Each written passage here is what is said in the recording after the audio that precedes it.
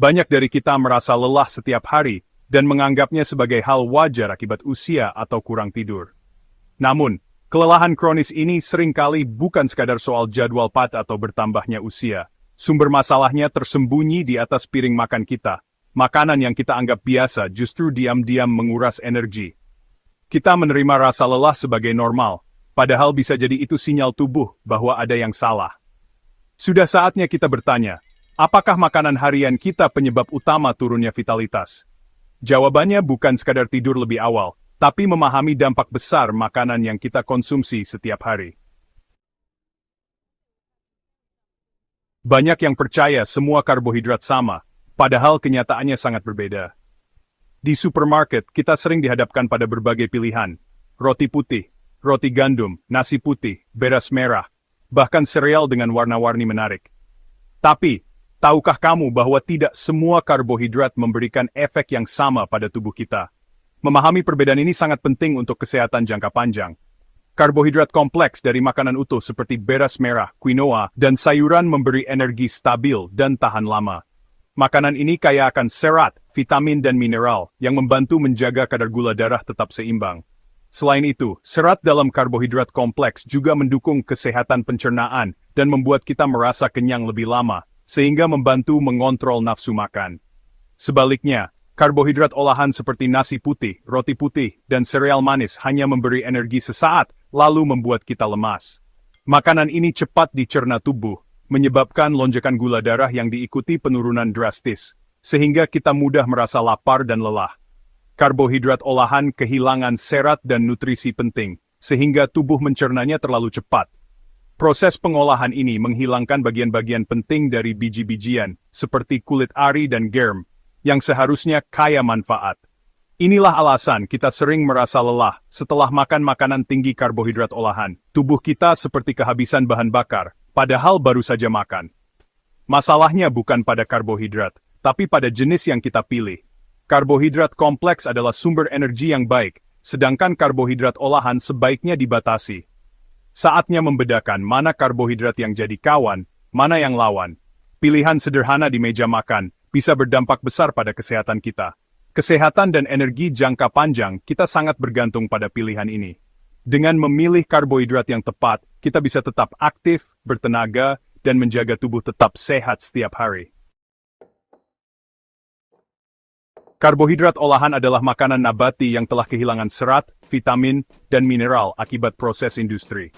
Contohnya, nasi putih, roti putih, mie instan, kue, dan sereal manis. Proses pengolahan menghilangkan bagian paling bernutrisi, menyisakan pati sederhana yang mudah dicerna. Makanan ini sangat umum di menu harian kita, sehingga sering dianggap normal.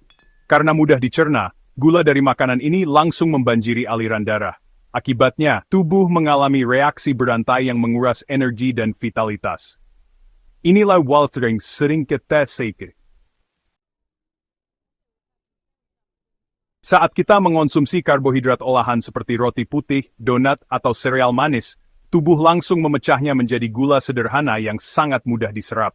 Akibatnya, gula darah melonjak drastis dalam waktu singkat, menciptakan lonjakan energi yang terasa instan.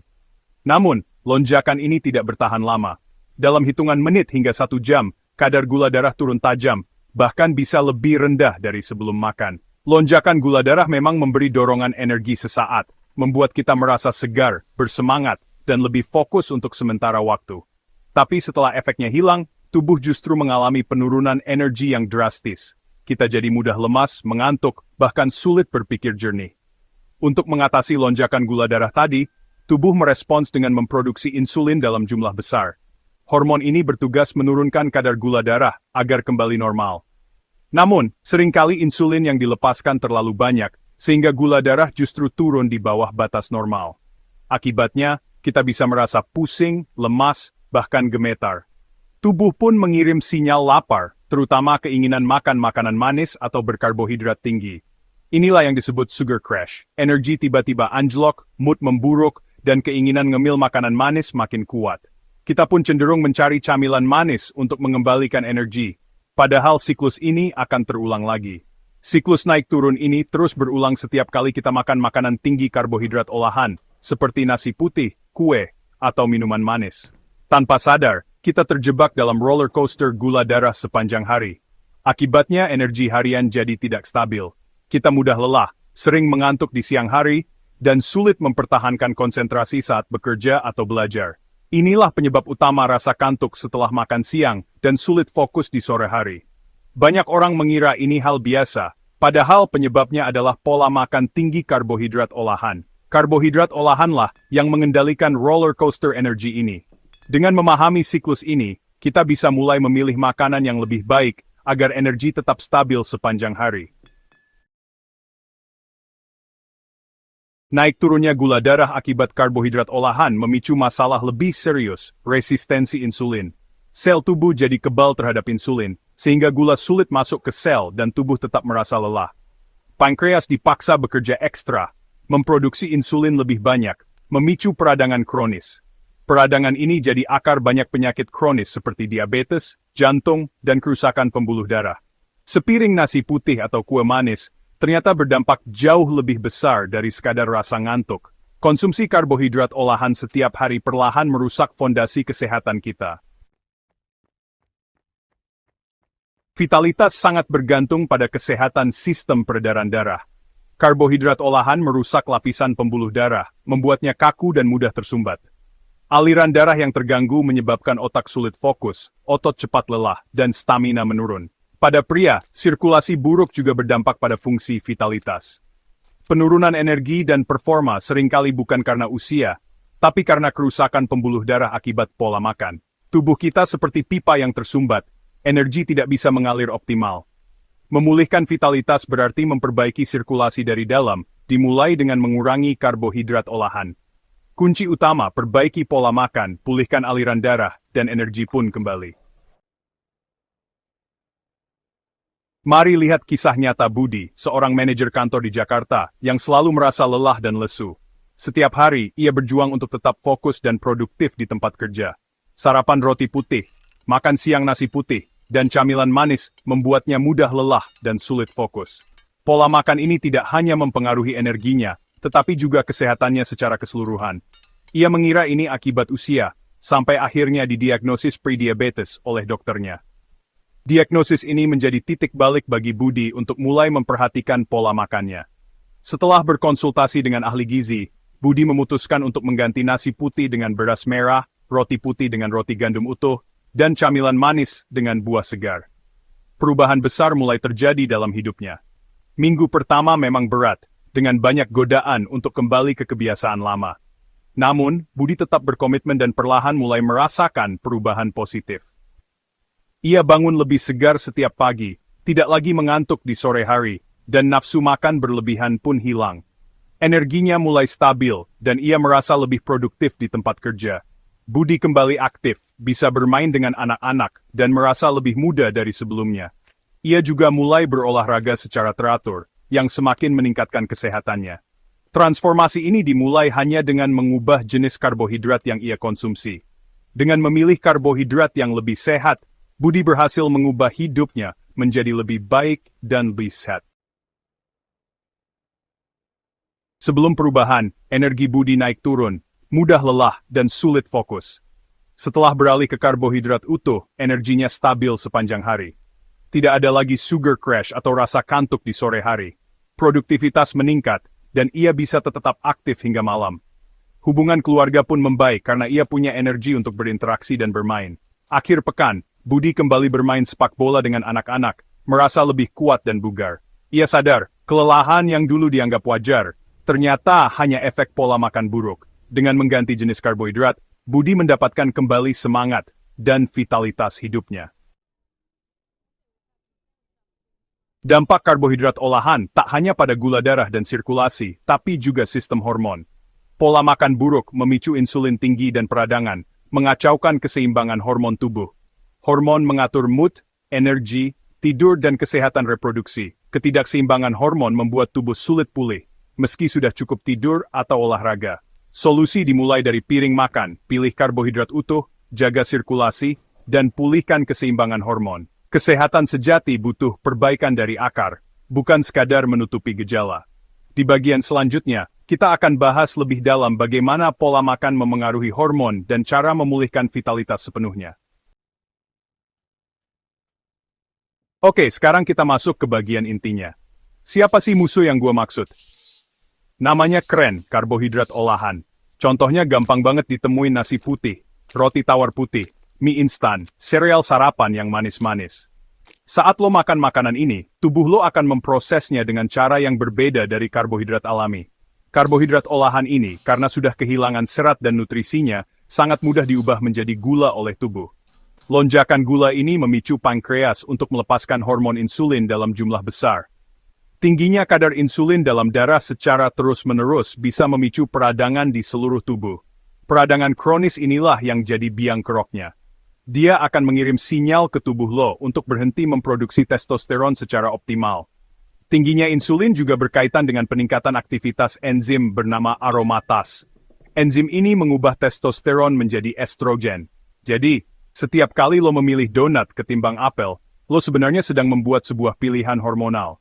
Ini adalah efek akumulatif. Sedikit demi sedikit, tumpukan pilihan makanan yang salah ini akan membangun sebuah kondisi di mana hormon lo nggak seimbang lagi. Sekarang, mari kita fokus pada satu tokoh antagonis utama dalam drama ini, insulin.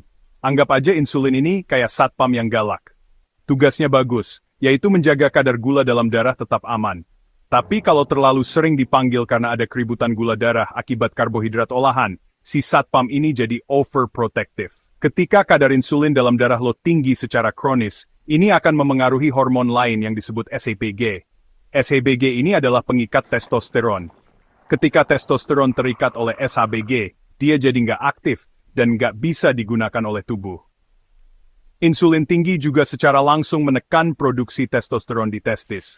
Selain itu, insulin punya hubungan erat dengan sirkulasi darah, yang merupakan faktor paling vital untuk ereksi.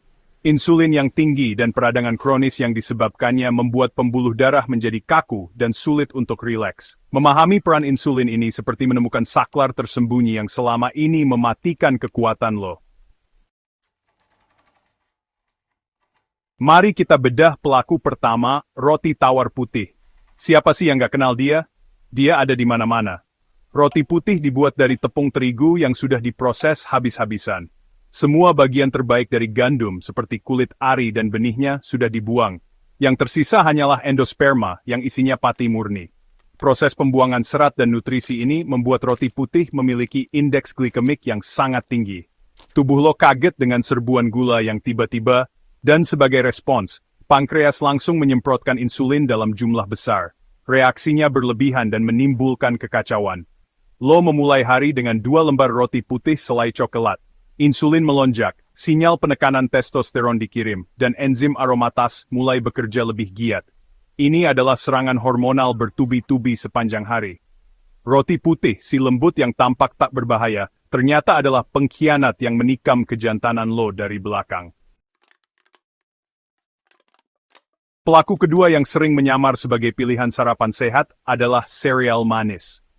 Lihat saja kemasannya ya. Biasanya ada gambar karakter kartun yang ceria, klaim diperkaya vitamin dan mineral.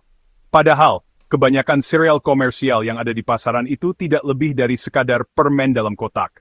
Mereka adalah bom gula yang disamarkan dengan baik. Sereal ini dibuat dari biji-bijian yang sudah diproses, kemudian disemprot dengan lapisan gula. Hasilnya, makanan dengan indeks glikemik setinggi langit. Memulai hari dengan semangkuk sereal manis dan susu adalah cara paling efektif untuk menciptakan lonjakan insulin di pagi hari. Lonjakan insulin yang masif ini tidak hanya akan menekan produksi testosteron, tapi juga bisa memicu siklus lapar yang aneh. Ini adalah jebakan yang sempurna.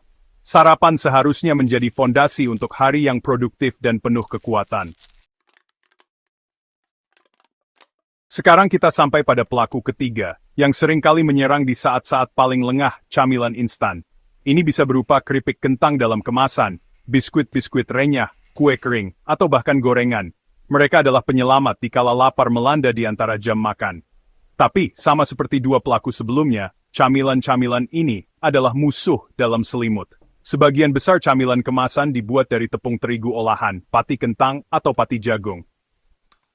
Kombinasi karbohidrat olahan dengan lemak berkualitas buruk ini menciptakan peradangan yang jauh lebih hebat di dalam tubuh. Peradangan kronis adalah musuh nomor satu bagi kesehatan pembuluh darah. Pembuluh darah yang meradang menjadi kaku dan menyempit. Ini secara langsung menghambat aliran darah ke seluruh tubuh, termasuk ke organ vital pria. Godaan untuk ngemil memang besar, apalagi saat stres atau bosan. Mengubah kebiasaan ngemil ini adalah salah satu langkah paling kuat yang bisa lo ambil untuk merebut kembali kendali atas hormon dan kesehatan sirkulasi lo. Oke, cukup sudah menakut-nakuti lo dengan para penjahat hormonal. Sekarang waktunya kita bicara tentang para pahlawan, para penyelamat. Solusi pertama untuk menggantikan roti putih si pengkhianat adalah dengan memanggil ksatria berbaju zirah cokelat roti gandum utuh. Mungkin penampilannya nggak selembut atau seputih roti tawar biasa, tapi di balik penampilannya yang bersahaja itu, terkandung kekuatan yang luar biasa untuk melindungi kejantanan lo. Roti gandum utuh, sesuai namanya, dibuat dari biji gandum yang masih utuh. Kehadiran serat inilah yang menjadi kunci utamanya. Serat bekerja seperti rem. Dia memperlambat proses pencernaan dan penyerapan gula ke dalam aliran darah. Dengan respons insulin yang lebih landai dan stabil, tubuh lo tidak akan mendapatkan sinyal untuk menekan produksi testosteron. Membuat perubahan ini sangatlah mudah. Mengganti roti putih dengan roti gandum utuh adalah salah satu upgrade termudah dan paling berdampak yang bisa lo lakukan untuk kesehatan hormonal lo. Sekarang, mari kita atasi masalah camilan. Godaan untuk ngemil sesuatu yang manis atau renyah di sore hari memang nyata. Tapi daripada meraih biskuit atau keripik, ada pasangan pahlawan super yang bisa memuaskan keinginan lo tanpa mengorbankan testosteron buah segar dan dark chocolate. Kombinasi ini mungkin terdengar terlalu mewah untuk jadi solusi. Tapi percayalah, ini adalah salah satu strategi ngemil paling cerdas yang bisa lo terapkan. Buah-buahan segar seperti apel, beri-berian, atau jeruk adalah sumber karbohidrat yang cerdas. Sama seperti roti gandum, serat dalam buah memperlambat pelepasan gula ke dalam darah. Selain itu, antioksidan yang melimpah dalam buah membantu melawan peradangan di seluruh tubuh. Lalu, bagaimana dengan dark chocolate? Kita bicara tentang coklat hitam pekat dengan kandungan kakao 70% atau lebih. Kakao kaya akan senyawa bernama flavonoid yang terbukti secara ilmiah dapat meningkatkan produksi nitrat oksida dalam tubuh. Nitrat oksida adalah molekul ajaib yang memberi sinyal pada pembuluh darah untuk rileks dan melebar. Ini bukan lagi sekadar camilan, ini adalah suplemen vitalitas yang menyamar dalam bentuk makanan lezat. Gue mau cerita tentang teman gue, sebut saja namanya Budi. Budi ini umurnya baru awal 30-an, kerja kantoran, dan punya hobi yang sama kayak kebanyakan dari kita, makan enak. Sarapannya roti bakar keju. Makan siangnya nasi padang porsi jumbo, sorenya ngemil gorengan sama kopi susu gula aren. Tapi, ada satu masalah yang dia pendam sendiri. Di usianya yang masih prima, Budi mulai merasa benderanya sering setengah tiang. Dia coba berbagai macam jamu kuat yang dijual online, minum suplemen-suplemen aneh, bahkan sampai coba olahraga berat setiap hari. Hasilnya, nihil. Suatu hari, gue ceritain semua teori tentang karbohidrat olahan, insulin, dan testosteron ini. Awalnya dia skeptis, tapi karena sudah putus asa, dia akhirnya setuju untuk mencoba tantangan 30 hari dari gue. Tantangannya sederhana, ganti semua karbohidrat olahan dengan versi yang lebih baik. Awalnya berat banget, puncaknya terjadi di akhir minggu ketiga. Budi berhasil mengubah nasibnya dari pria yang loyo menjadi legenda di mata pasangannya, hanya dengan mengubah apa yang ada di piringnya.